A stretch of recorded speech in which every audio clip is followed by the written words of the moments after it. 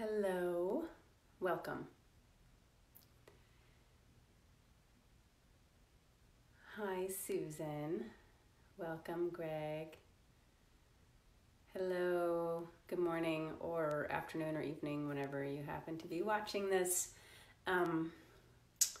So I recently watched on PBS the nature show. I love those nature shows on PBS. I love PBS.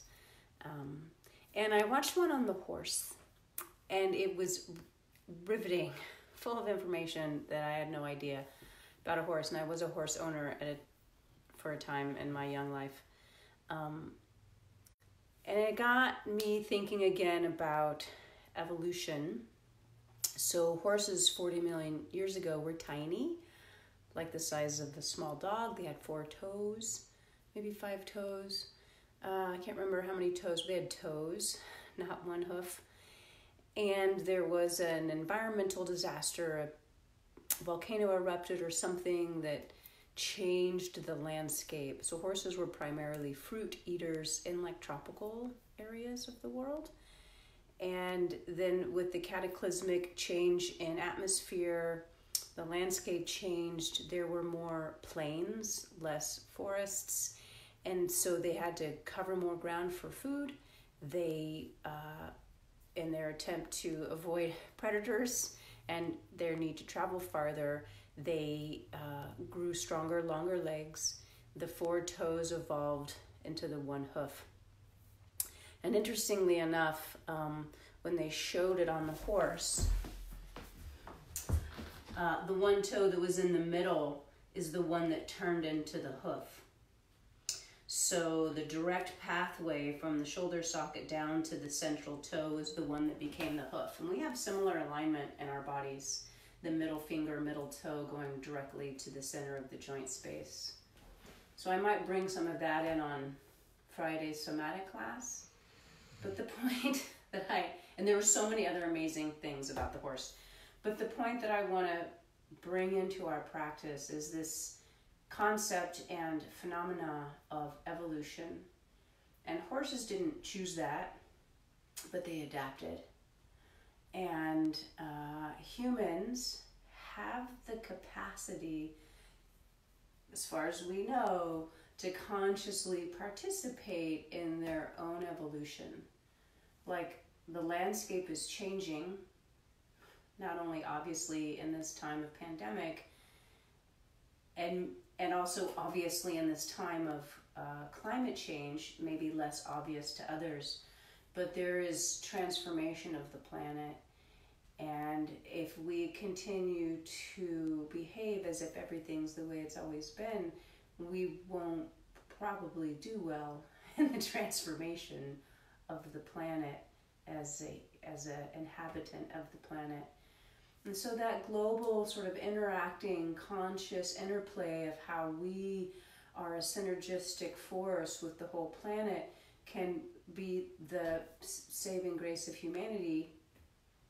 Big picture, small picture, micro picture is my own capacity to meet the turning, changing tide of each moment. So old coping mechanisms that I used as a kid and a young adult don't help me now. I mean, they might take the edge off and get me in a place of numbing out, but not helpful in terms of my capacity to engage consciously with my own evolutionary process, which is why I bring so much nuance and detail into the practice of asana, because if we do what we've always done, we will most likely get what we've always got. And then the unknowing effect, the not relating to of the effects of how our environment's changing us, compounding and not paying attention. So let's see what we can uncover. We're going to start standing. That never happens. Here we go. Have your blocks ready nearby. We'll use a blanket, probably a belt at some point, and for sure 2 blocks. And simply come to stand with your legs right underneath you. And maybe check in with, so I'll speak to it now, that third toe, that middle toe, is the one that links directly into the hip socket, straight in. So see if standing here in your mountain, you can dive in and feel the structure of the leg bones, not only supporting you, ideally no pain, no pinching, no weird shearing, you got a clear pathway of weight through your bones, but that third toe point through the center of the heel bone, through the center of the leg bones, right into your hip sockets. Pinky toe to sacrum, so pinky toe up outer legs to sacrum, or SI joints. Big toes to inner legs to pubic bone. And second and fourth toe we won't worry about for now. They have their own pathways. It's a little more detailed, a little more subtle. Keeping your uprightness, little knee, hip, and ankle flexion. So you sort of sink straight down. Pause here. And did you lose the clarity of third toe to hip socket center, like bullseye of the hip socket? Big toe to pubic, pinky toe to sacrum.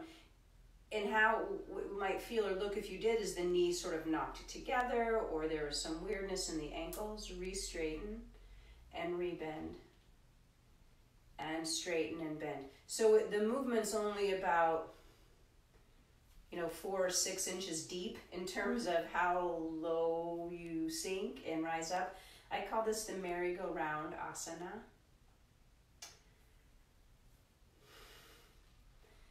Look for even access around the front of each ankle. So inner ankle, outer ankle. That's big toe, pinky toe.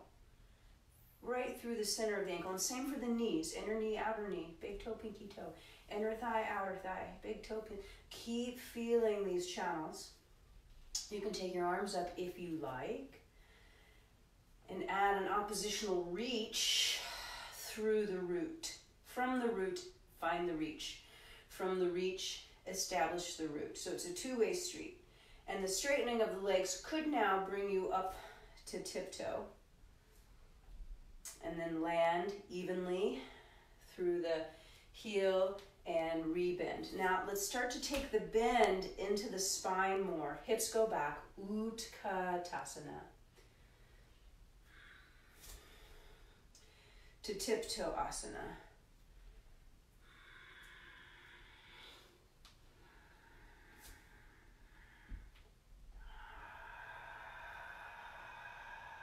Just check out what the mind does with repetition. Sometimes we can get mad. I don't want to keep doing this. Yeah, well, stop if you want. Do something else if you want. And if we always shirk, I'm not saying you're shirking your duties, but if we always step out or elect out of the things that we don't like so much, then we cultivate a mind of only engaging with what we like. Well, that's not sustainable. Bigger chair, longer tiptoes. Bigger chair, longer tiptoes.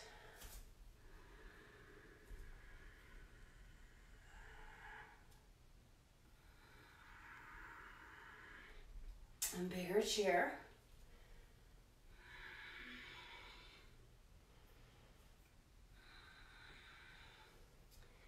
Longer tiptoes. Stay here. Do whatever you need to do with your arms.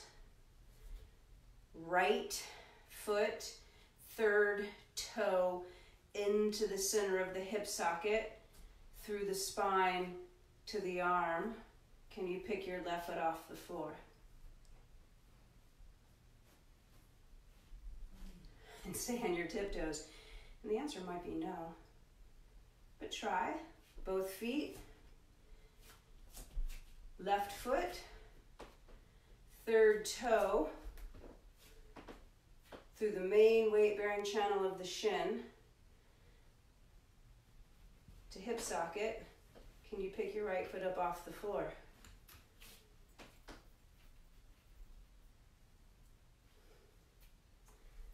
feet, Utkatasana.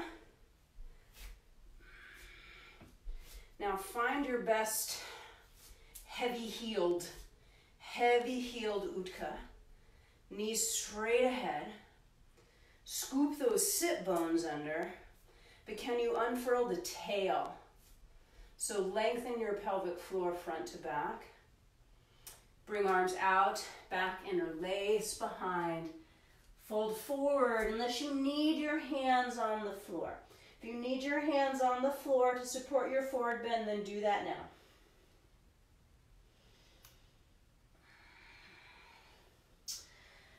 Take your feet wide apart. 10 toes straight ahead. Seal the outer feet to the floor and bend your knees. So the front lineman asana. Keep your hands in the middle. Do your best to keep the hips in the middle. They'll move a little. Straighten right leg. So it's going to shove my right hip up and tilt my pelvis from right to left a little. Stay low and soft in the left leg, and then rebend the right, and then straighten the left. Do your best to keep the hips pretty low. Lift them as much as you need to, but can you find the movement, the space you need to make the movement deep in the inner groin, like you're really lifting up like an antenna going up where the inner leg meets the pelvis. First side again. Super strong thigh of the straight leg. Second side again. Catch your blocks, tall side. Walk them around to the right, all 10 toes to the right. And the front leg can be a little bent, back leg really straight. And have as much distance between your 2 feet that you can have and still keep your left heel flat to the floor. I'd like to find, I'm curious and really into the process of finding my hamstrings in these back legs. So with the hamstrings firing, even in this case, there's some length. Most of the length is coming into the calf. Probably back of knee is where you might feel it the most. But can you turn on the hamstring so the thigh bone itself moves back, softening the front of the hip socket? So how to find that here? You really plug the back, very back edge of that left heel into the floor. Almost like you're trying to pole vault the back of the pelvis back and over the heel. But it's not going to go anywhere. So a lot of lift in the pelvis, a lot of reaching down from back of pelvis to left heel. And notice if you're getting some strong sensation of action in the hamstring. Keep that left thigh bone moving back in space. Bring your torso up, both legs straight. You're on railroad tracks, right? So you're not on a balance beam. And if you touch the front of your left hip, it's soft and squishy, not hard with the thigh bone head pushing forward into the hip socket. Now try to stretch your mat front to back. I'm just going to interlace hands behind me, and the length of the arms sliding down the center of the sacrum, reminding me to drop my tail straight down. And keep pouring as much weight in that left heel as you can, as much as you can. Inchworm the right foot forward. It's going to peel the left heel up, and then bend into the right knee. And as you come into a lunge, left thigh bone towards the ceiling, hands on hips, hug elbows back, and then pull up the tonsils from behind the tongue and reach the bridge of the nose up. And keep trying to lift left thigh bone towards the back of your head. Pour the torso down. Catch your blocks. Walk everything around to the center. Set the blocks down, torso up, and step or hop your feet right together. And return to the merry-go-round asana. Just feel the difference between like left ankle or right ankle. You can go tiptoe, Hoo-wee. Chair to tiptoe, whatever arm stuff, gaze stuff you want to do. Flirt with how low your chair can go. No knee pain. No knee pain. If something hurts your knees, find another way through it. Step or hop your feet wide apart. 10 toes straight ahead. Stay standing. Soften both knees. And then the same kind of straightening of one leg at a time. This time, let the pelvis slide right and left. And feel the transition of weight from both bent knees to one bent knee. How can you relate to the surface area of the foot on the floor? Does it change as you shift your weight? You know it should. Next time, weights on the right, grab the blocks, walk around to the left. Feet as far apart as you can stand it with the right heel on the ground. Now, the distance between your 2 feet might be different on this side than it was on the first side. Front knee a little soft. And then all the weight you can find from the back of your right pelvis down to the back of that right heel and drive it down, inviting right thigh bone to literally move back in space towards its own hamstring.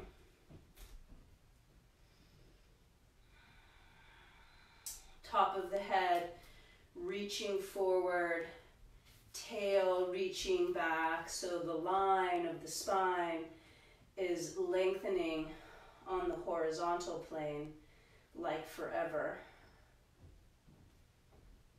Invite the belly flesh to updraft towards the back body, deep front, wide back.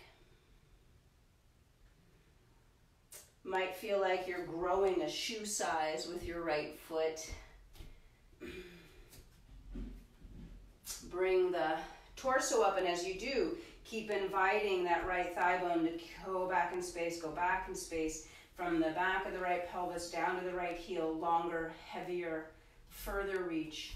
And then inchworm left toes forward as you bend into the knee and find a lunge where that right thigh is like magnetized to the ceiling. I'm going to do hands and our legs behind again. Tail heavy, top of head floating, and then bridge of nose, tonsils, back of throat, up.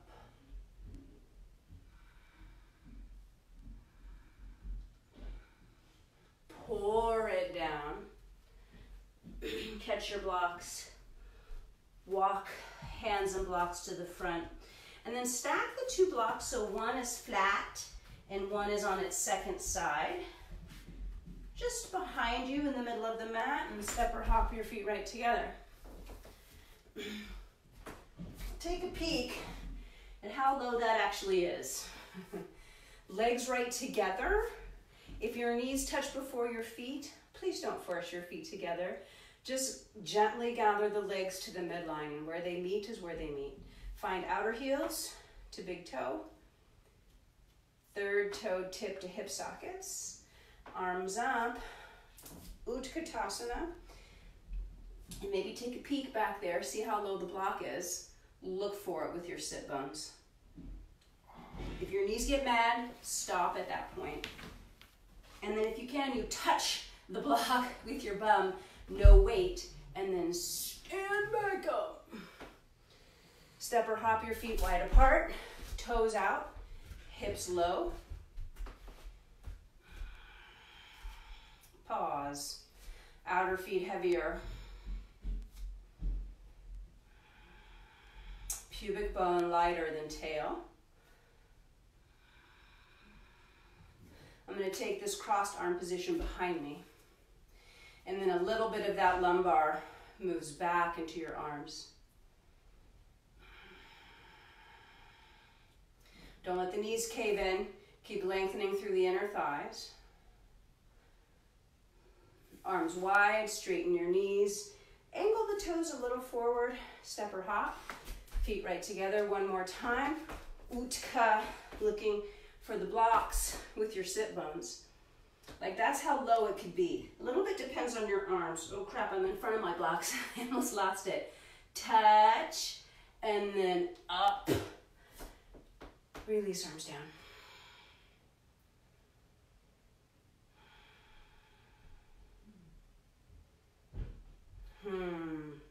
Step or hop, feet wide apart.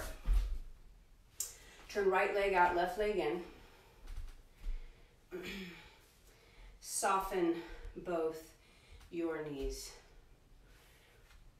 Third toe tip into that hip socket. So if you peek at that right knee and the knee's wagging in, see if you can reestablish more clarity through that midline, third toe to kneecap to hip socket. And as you side bend to the right, let's put both hands on the left hip. And keeping your left knee bent, back leg bent, front leg begins to straighten, right? And can you sort of feed the mat with the foot? Let's say big toe. Big toe is really sending the mat to the right. Keep your back knee bent. Swing your right sit bone under. Go as far, as deep, as low as you can without arm support. A lot of sensation here. And then eventually right hand can catch the ankle. Back knee is still bent. Wow. So from pinky toe of left foot to sacrum, start to lengthen as you straighten. Straighten. So from sacrum, pull the length down the outer leg, all the way to the outer knee, all the way to the outer ankle and heel, and shove that outer foot down. Now squeeze your two legs towards each other. Left arm can do whatever it wants. I'm going to keep mine low and back. In fact, I'm going to press it back like there's a wall behind me, which there is, that I want to try to touch, and I can't reach it actually, but I'm trying. From here, that action of pulling the feet together, can you try to pull the mat under you with your right foot, which will bend the right knee? And then torso up, right arm up, left hand somewhere down that left leg. And now get that right side to open for another breath. And all at once, torso up, turn the toes, soften the knees. Both hands land on outer right hip. Let the straightening of the left leg be part of what scoops sacrum, or swings it rather, swings your pelvis to the right and lengthens that inner line of the left leg. So left big toe is trying to be the reachiest, pulling length through the inner thigh to the pubic bone. Eventually left hand touches, right knee is still bent. So on the first side I talked about like sacrum to outer foot. Keep that inquiry and then turn on the hamstring. The idea that the thigh bone can move back towards its own hamstring like we set up not too many moves ago. Eventually both legs straight, hug the feet towards the midline, really scissor, turn on those inner thighs now too. So the full circumference of the thighs are turned on, in theory. And then a little extra pull of that left foot under to sweep the left knee into a bend, left arm up.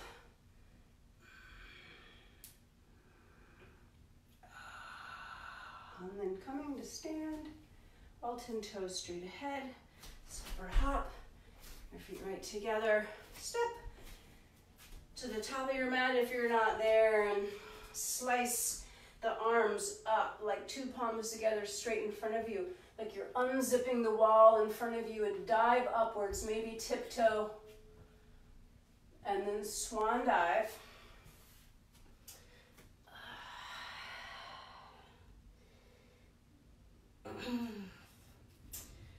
Walk or step your feet back to down dog. Slide the blocks out of the way.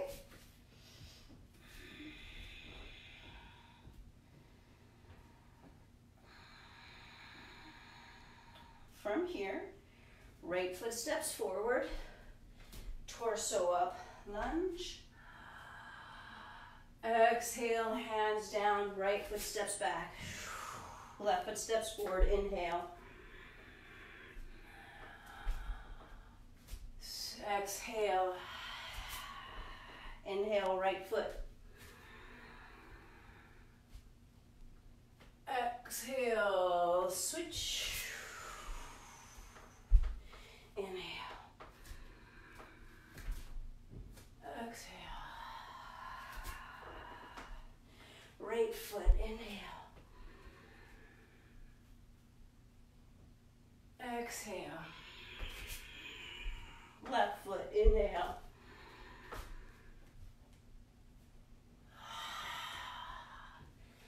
Pause, plank pose. Look forward. If you need to bring your knees down, do it. All the way to belly down. Forehead down. Sweep arms back behind you, interlace. If interlacing is not an option, just reach arms back and press them towards each other. That can be more important, more powerful, more helpful than struggling to get the interlace or using a prop, right? So both are valid. The effort to interlace and then the actual interlacing. Make your feet real, real heavy. And then reach the arms back and let that pull you up. Come on down again. Feet stay heavy. If your feet got light when you did that, reset. And now make your pubic bone heavy, belly light. And as the torso goes up, pubic bone goes down.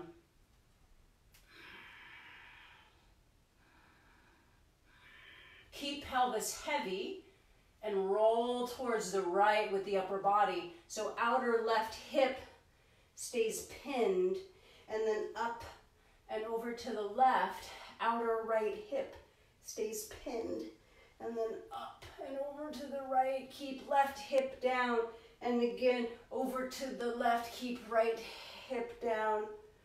One more time each side. So pelvis sort of twists the opposite way.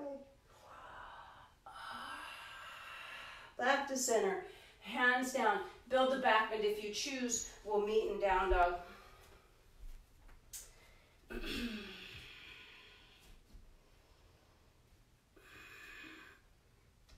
And then,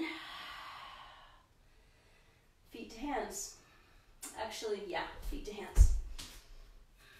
Bring yourself on up. Step to the right, horse stance, toes turned out, knees turned out. I'm going to interlace hands behind my head, elbows wide, shoulder blades narrow. Go ahead and turn left toes to the left. Left toes to the right.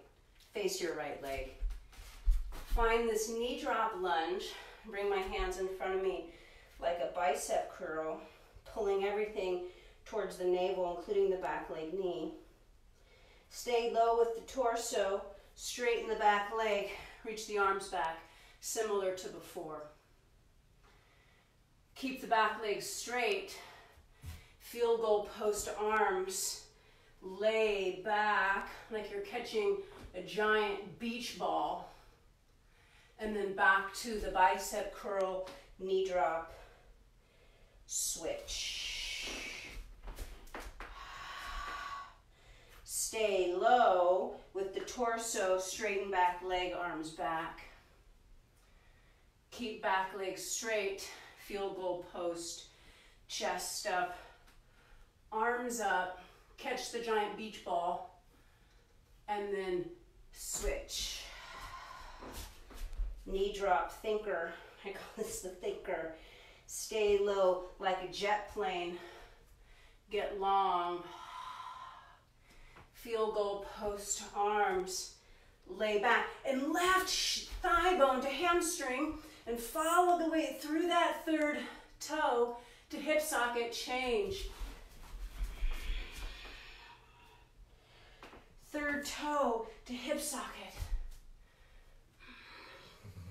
Pinky toe to sacrum. Big toe to pubic bone. First side again. Where's your weak link in that line up with the toes? Long body lunge, field goal post, hamstring to ceiling, thigh bone to ceiling is what I meant to say. And then the last side, one more time. Right thigh bone to ceiling, keep it there. Set it there, here, and it's harder to keep it there when you buoy the chest up and shorten the back body. Hands down, step back. Both dogs, or no dogs, or whatever.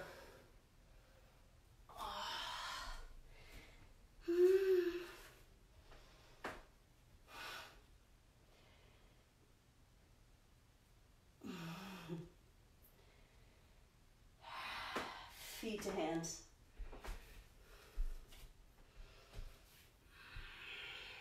Come on up. Let's just pause here. I'm going to check our time. Ooh, okay. Wide-legged again. Toes straight ahead this time, more or less. If they end up turning out because of your own ergonomics, note it. Go with it or change it. Soft knees. Back to this template. Feel outer foot plug to sacrum. On the loading side, feel big toe connect to pubis on the lighter side. Third toe right into the hip socket. And can you use that in your favor to stand up on the right leg? Hug left knee in. And then find that reach, big toe to pubic bone, to go back out, wide stance, over to the left. Up you come. First side, straighten out my mat a little bit. Can you bring that left foot right up into tree? Find your favorite arm position in tree pose.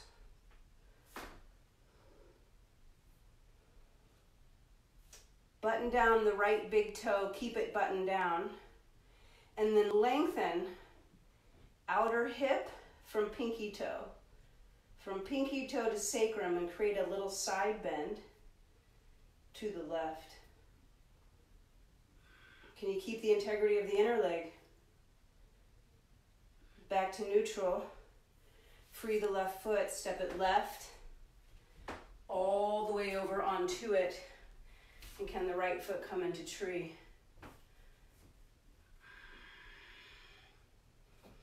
Feel the foot's connection through the legs to the hips. That means there's no distraction at the knee.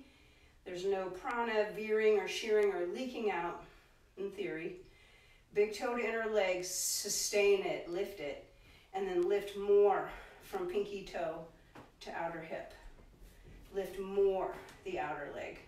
This side's harder for me, much weaker. I always do my wobbling on my left side. These days, it used to be my right.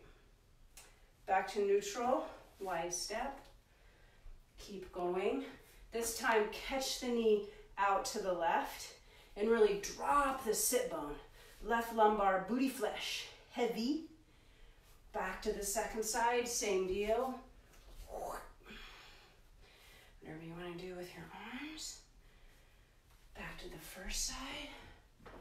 And then from here, those of you who can, catch the foot, arm on the inner leg, but hand catches the outer foot.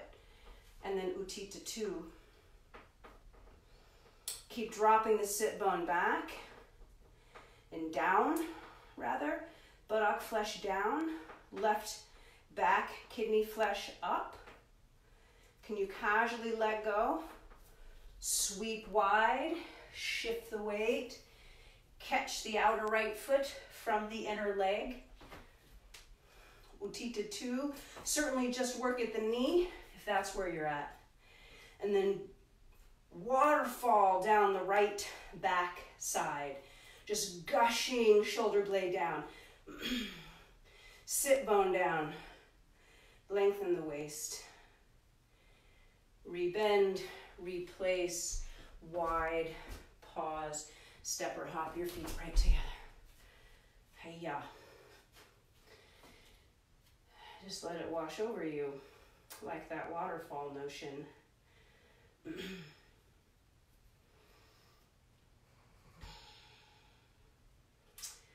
From here, take your stance a little wider than hips and come towards, so it's going to be a wide thing, so you can be sideways on your mat. Stance a little wider than hips and be on one edge of your mat because we're going to step back and a little across. So if you see where I place my left foot, it's just to the outside of the right foot, but back. Like my left heel is touching the other side of my mat. And the basic action is going to be step wide, step back. It's not even that wide. Step a little wider than your hips and then back. Arms are going to go wide. And then when you step, let's step the right leg back. Bring left arm under, eagle arms. Pause here. As if you had a wall behind you. Do not lean forward, but start to sink down. The right heel comes off the floor. I'm only going to go a little bit and then straighten back up. Step wide, arms wide. Don't step that wide, just a little wide. Left foot back, right arm under. Lean back or stay upright. Come to sit. Left heel comes off the ground and then float back up. So don't go so far down you cannot come back up. Left arm under. Sitting down. You're on the ball mound of the right foot. Right knee pokes to the outside of that left calf. It's like compressed eagle legs without the ankle wrap. Wide, wrap right arm under. On ball mounds of left toes, sit down. Float back up. Step apart, arms wide, left arm under. Sit, squeeze, float up, open, left arm under. Nope, right arm under. Stay down. Now, pause here. This time, when you come up, swing arms straight up, and then rotate to the left on your toes if you can. About 3/4 of the way, so now your stance is the opposite, like you switched legs. Left arm under, sit down. Rise up, arms up. If you can, on toe tips, rotate. Back to that first facing, right arm under, sit down. Float up. Tiptoe, arms up. Rotate. Left arm under, sit down. Legs, legs, legs, up we come. Arms up. One more time each side. Right arm under. Up. Tiptoe. Left arm under.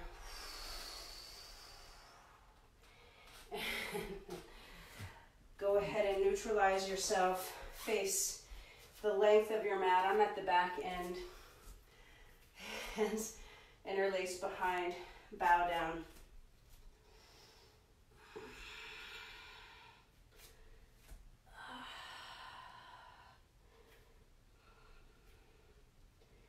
Walk your hands forward to whatever business you want here in the middle.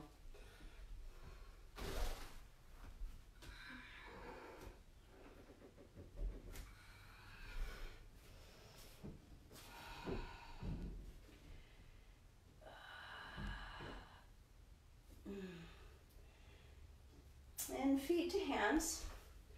Catch your 2 blocks again. Tall side, similar to before.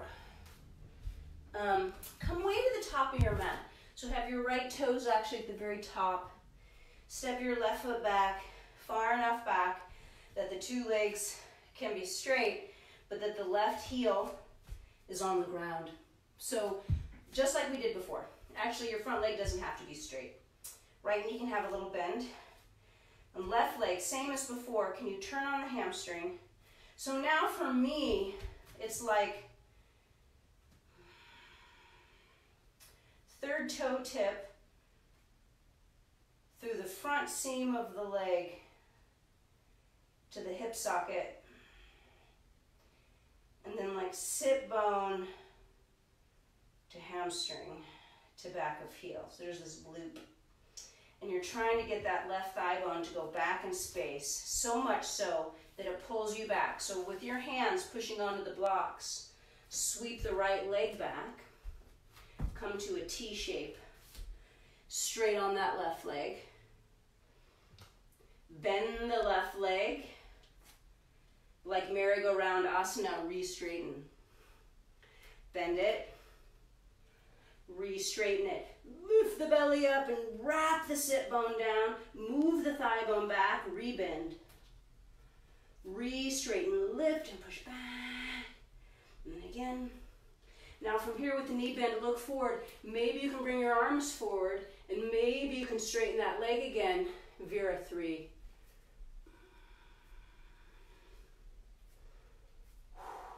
Catch your blocks if you need them or set them aside. Hands plant. Down dog, or no dogs, or cat cow, or both dogs. Gazes forward on your chaturanga. And back.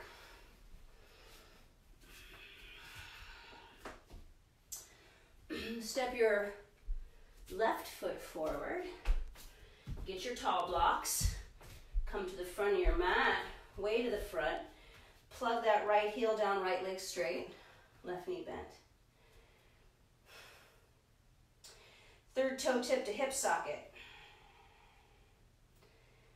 From your hip socket, find your sit bone and reach it down to the back of that heel. And try to shorten that line. Really, like grab on. It's lengthening, but can you aim the sit bone down? Move the thigh bone back. And then find that separate but connected head to tail connection. Use your blocks, hands on blocks, to sweep the left leg back, moving the right thigh bone back. Pelvis right over the center of your weight-bearing leg. Bend the weight-bearing leg and straighten and really lift the low belly. Bend and straighten. Straighten so strongly it's like the heel could come off the floor if it wasn't so rooted. Bend and straighten. Back leg is unwavering. Lightning bolt, just pa. Bend the knee again. Look forward, heart forward, pull your belly up. Get your hair out of your face. Oh, that's me. And then reach forward. Can you straighten the leg? Sit bone down. Belly up. Sit bone down. Belly up for 3, 2, 1. Come on out. Hiya.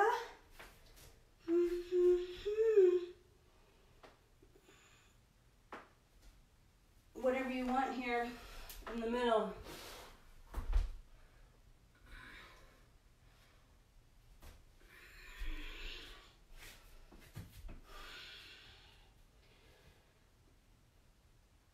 Okay, feet to hands. Soften your knees. Come rolling up. Ooh-wee. I'm going to face you. You can do whatever you want. Hands will do whatever we need them to do. Just going to get my blocks out of the way. So a little bit distance between the feet, maybe sit bone width. Not very wide, so you've got a little bit of a broader stance to negotiate the weight shift. Utkatasana, baby, to start. And then as if you're trying to look underneath onto the sole of your left foot. Like, could you see the sole of your left foot? And then replace it, Utka. Stay low, but not that low. Look at the sole of your right foot. Trying to shine, trying to plant the sole of that foot onto your face. Back to both, sole of left. Now can you scoop it up onto that right knee? Figure 4, Utka. Sit down as much as you can, as much as you want. Maybe you can touch the floor. I'm not interested in the arm balance here, but you sure could. Trying to keep the energy down. Torso up, back to the second side. Don't be in a hurry like I was, mostly because I was falling. Right ankle on left thigh. You're still trying to see the sole of that foot, so the action might actually, once again, slant the pelvis from left down to right.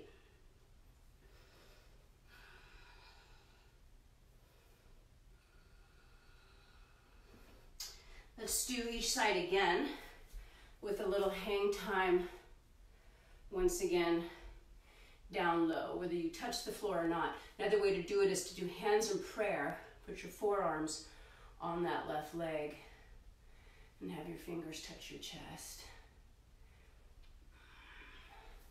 No knee pain. Second side, last time. Last time like this. So that means there's more. Second, nope, third toe to hip, center of the hip socket. Back up and up, tiptoe.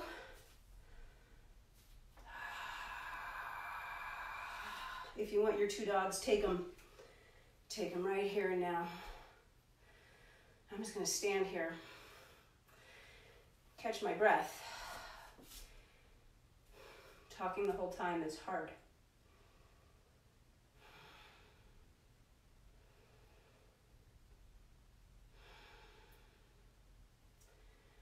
So if you've been tuning into these classes, this movement is not unfamiliar. We do it a lot on Fridays.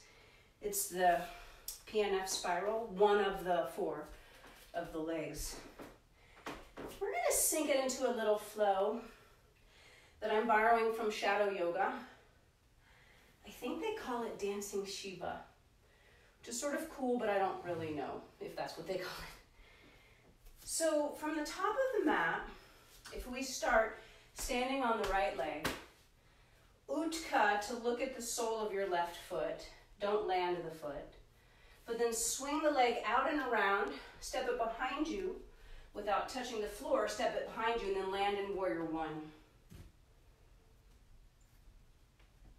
And then bring the weight forward again and swing that left leg up like you're gonna look at it, actually look at it, or as if you're gonna land it, and then Warrior 1.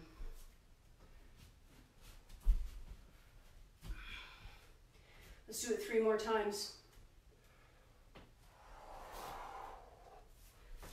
Tricky balance, for me anyways. Trying not to land it, but it's getting tired.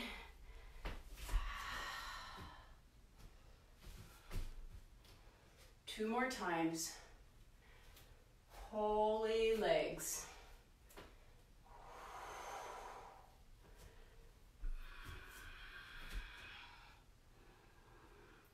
Last time.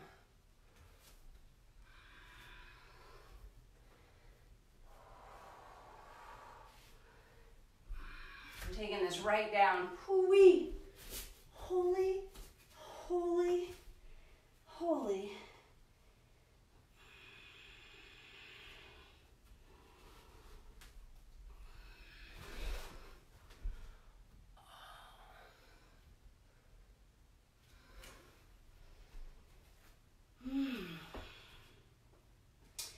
Five of those on the other side, but let's get to the top of the mat first.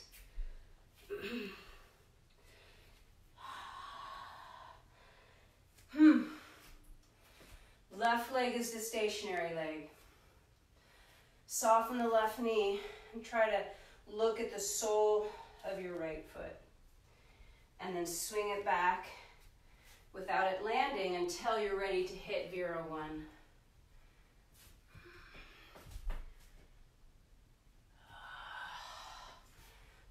times.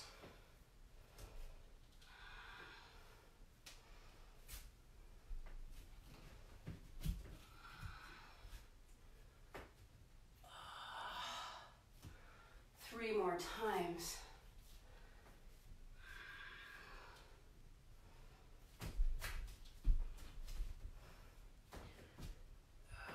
I'm getting closer to the wall with each one.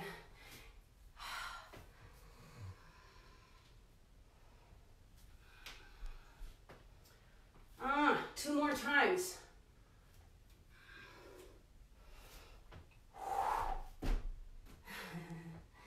Sha. Hiya. I'm noticing my struggle. I got some over-efforting going on, trying to quiet it down. Last one.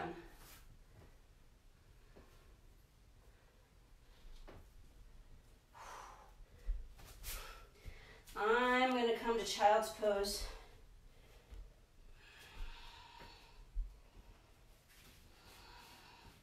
With legs right together. Child's pose with legs right together.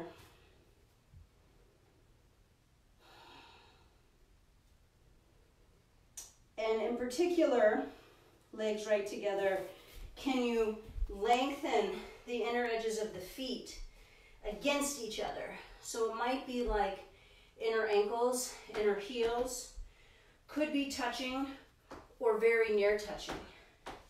So the heels tuck in front of the sit bones and maybe just as narrow.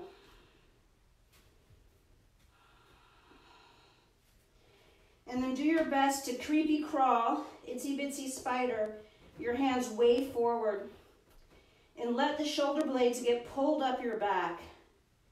Let them get pulled up your back. Not because you're squeezing them up your back, but because your arms are reaching so far overhead that they have to go. It's good biomechanics, to use that very popular word right now. It's almost as popular as somatics. Then bring your hands back. If you can, keep your legs just as they are. Grab your two blocks. Now, from the top of the shin to the tip of the toes, lengthen. And that's sort of hard to do sitting on them. So I'm going to grab the flesh just over the kneecap of each leg. Pick the knee up a little bit and pull that shin flesh forward. All right, then I'm going to grab underneath the toes, all 5 of them, 1 foot at a time, and just pull the foot flesh and ankle flesh backwards.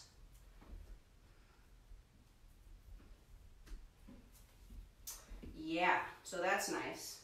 And then with the hands on the blocks, bring them behind you. Now I got all this booty flesh that's sort of behind my heels. I want that to now be in front of my heels. So sit bones are no longer straight down. In theory, they're pointing ahead. So depending on how nimble you are, nimble is a good quality in asana. You could have blocks on their tall side if you could place your elbows on them and go straight down. If there's any weirdness or pushing or can't control your weight, you'll probably topple. Tall side, second side. Keep moving buttock flesh. I'm going to use my hands here, my fingers, to move that booty flesh towards my knees. Maybe blocks go on their flat side.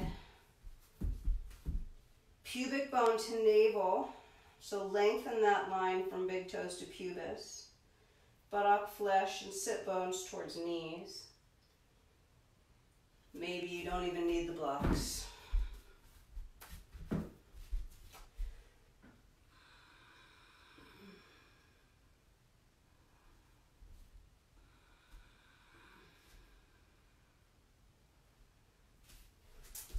Come on up. Up dog. So can you take a long all fours stance, hands way forward, so that you do a half plank on your way. Really lift the belly. And I'm going to sort of roll into a cobra because my hands were too far forward. So use the length that you just cultivated and pour it into a belly down back bend. And then to down dog.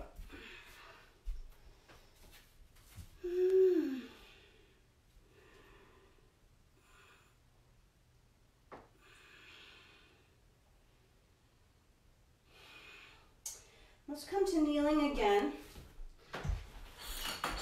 You could put that detail into the shins as you come to sit.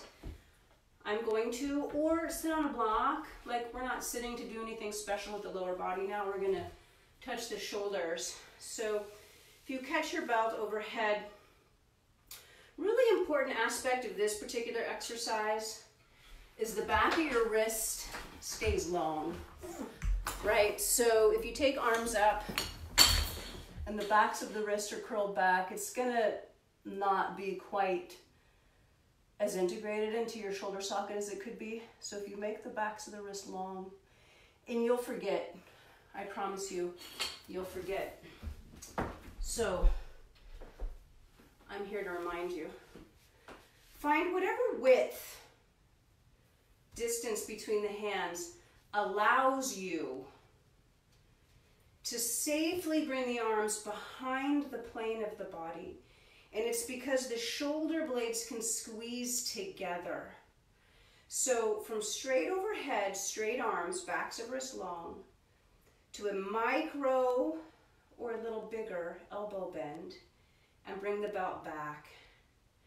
So in theory, go from position 1 to position 2, toggle.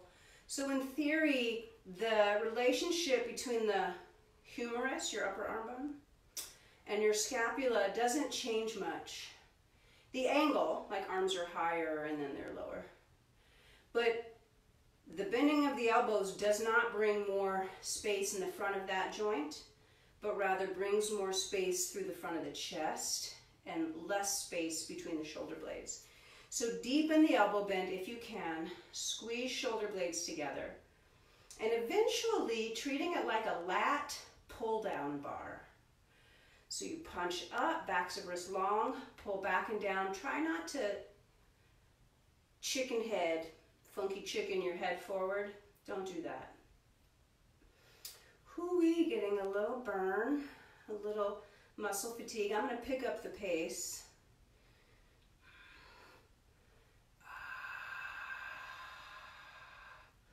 Okay, from here, with the lat pull down bar back, can you slide? I'm going to let my hands come a little bit further apart, catching the back of the upper arms, and then enough belt to be able to put your fists onto your back.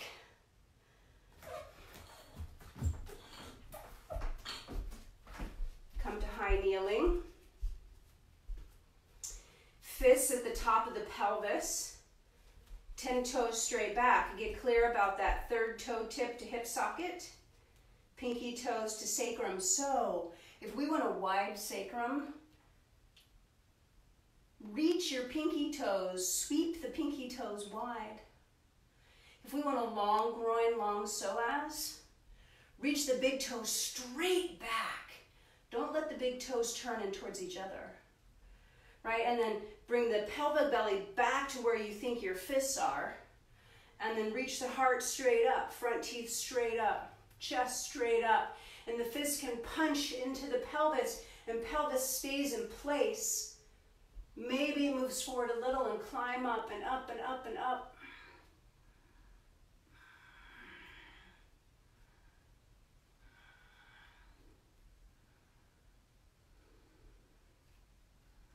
Camel pose. I'm not putting my hands on my feet. I'm using my hands to open the front of my hips. Up you come. Loose the belt, down dog. In, down dog. I'm going to turn to face you. Keep your arms straight. Turn your fingers a little bit out.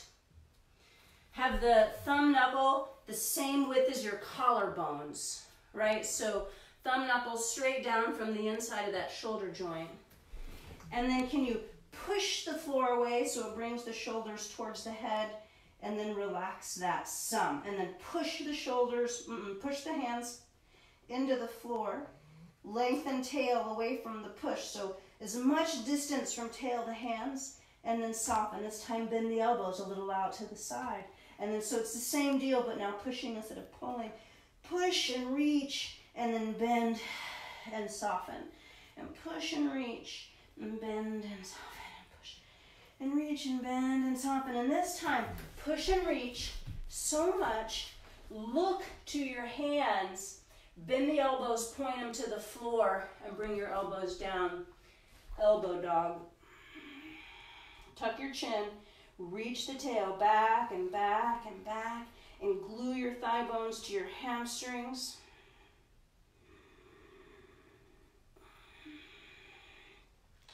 And then knees down to your elbows and knees. Bring 10 fingertips together. Fingerprints. It's called Hakini Mudra. Pinky blade heavy into the floor. And then cat-cow from here. So in the cat, notice that your ears can maybe come between your arms, and the shoulder blades climb high. They should do that, right? And then cow, shoulder blades go down away from your head and together. Cat, shoulder blades go towards head and they go wide apart.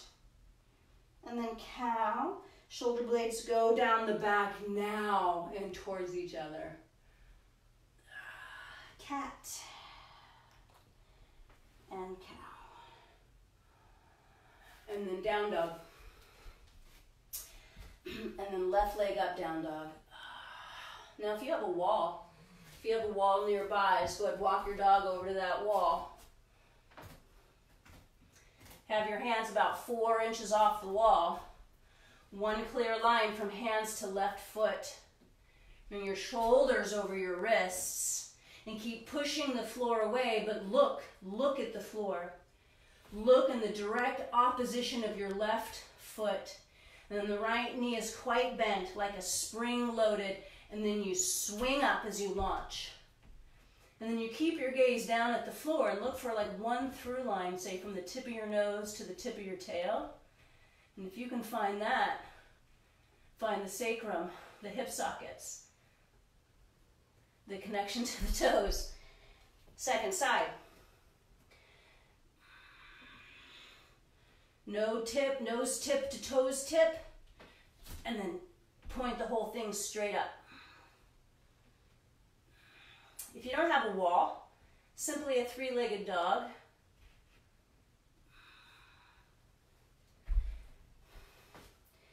And then back down to elbows and knees. Cat-cow on your elbows and knees.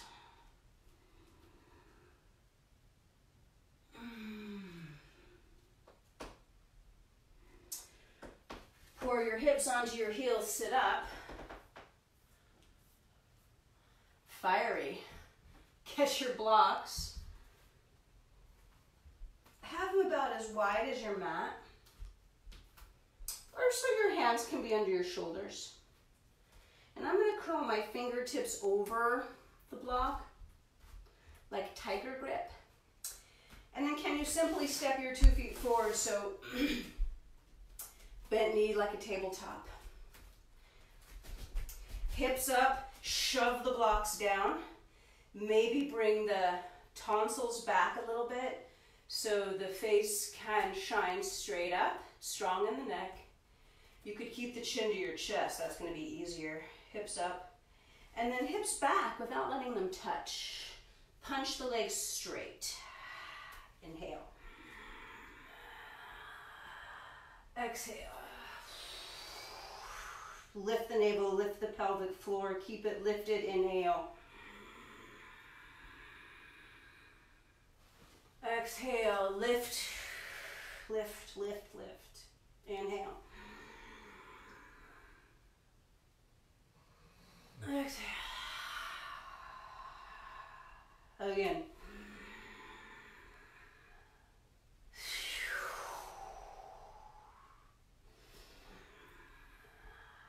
This time when you swing your hips back, walk your feet back.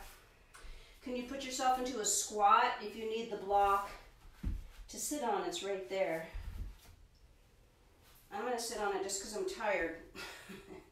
But still trying to keep the heels flat. Deep flexion in the ankles. Deep flexion in the hips and the knees.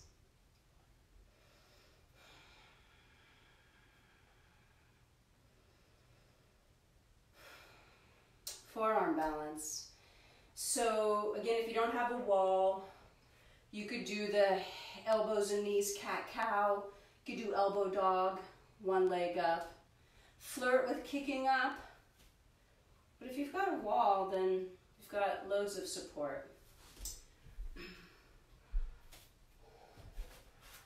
The placement of the elbows should be right underneath where the collarbone meets the shoulder.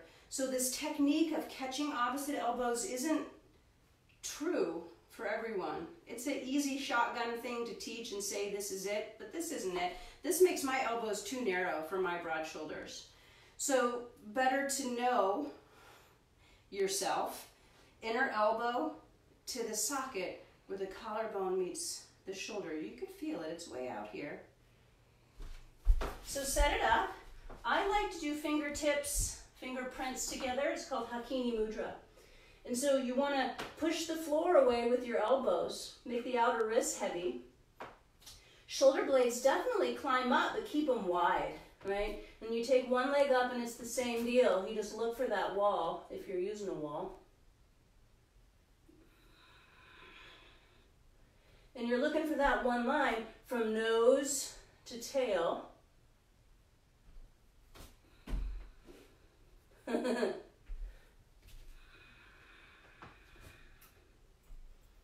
And the thigh bones go back to their own hamstrings. And you punch the heels up and the sit bones follow. And the big toes reach to the highest point.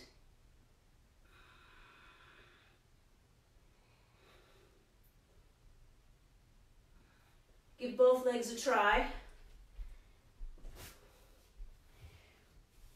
When you feel content, child's pose.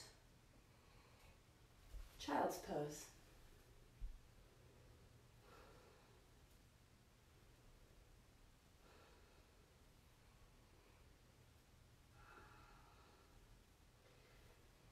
From child's pose, come onto your bum.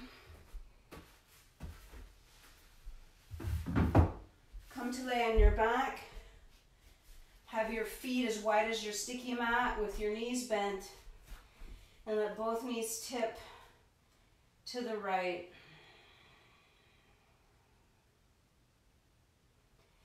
Arms can be out or out and up or hands on body.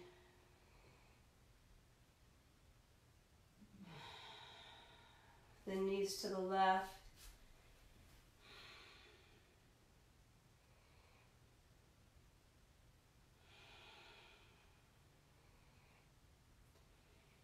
And taking this quieting down time to consider how aware you were of your choice making.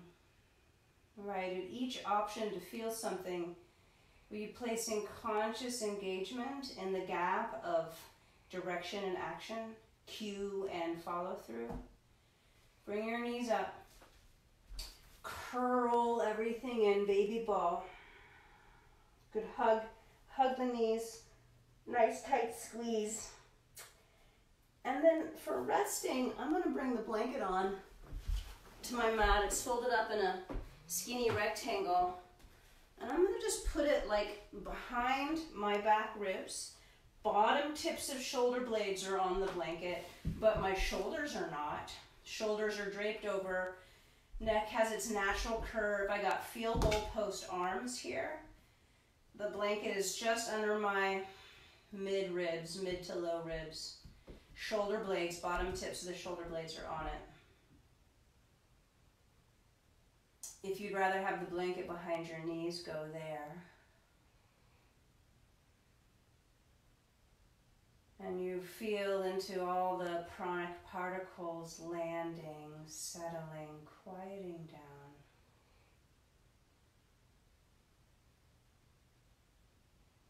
The breath rate slows down, the heart rate slows down.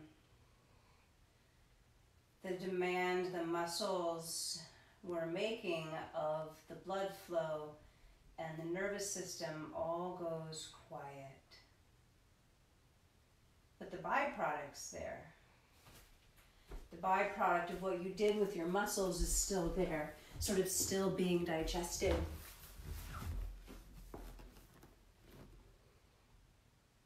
And so feel, consciously be with the process of getting quiet and moving towards rest, moving into stillness, to use Eric Schiffman's words. And I love his clarification of what that means. Because you're in there, it's not that still, is it? It's a lot going on. But the notion of moving into stillness means there's no struggle. So rest well. Please pay attention to the biofeedback of your practice. There's lots of information there. If you ever have any questions about what I offer, please feel free to reach out. Thank you. I love you.